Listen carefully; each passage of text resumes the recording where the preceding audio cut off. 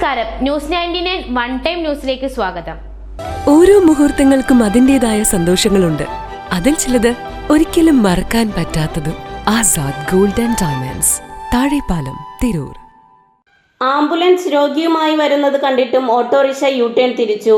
ഓട്ടോറിക്ഷയും ആംബുലൻസും കൂട്ടിയിടിച്ച് രോഗി മരിച്ചു.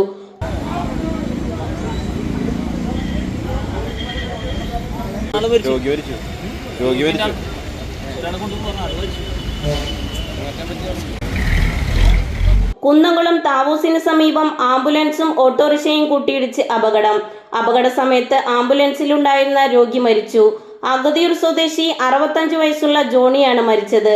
അഗതിയൂരിൽ നിന്ന് കുന്നംകുളം ദയ റോയൽ ആശുപത്രിയിലേക്ക് അതീവ ഗുരുതരാവസ്ഥയിലുള്ള രോഗിയുമായി പോവുകയായിരുന്ന ആംബുലൻസ് സൈറൺ മുഴക്കി വരുന്നത് കണ്ടിട്ടും ഓട്ടോറിക്ഷ ഡ്രൈവർ നടു റോഡിൽ യു-ടേൺ തിരിച്ചതോടെ ആംബുലൻസും ഓട്ടോറിക്ഷയും കൂട്ടിയിടിക്കുകയായിരുന്നുവെന്ന് ദൃക്സാക്ഷികൾ പറഞ്ഞു. ഇടിയുടെ ആഘാതത്തിൽ ഓട്ടോറിക്ഷ മറിഞ്ഞു വീണു.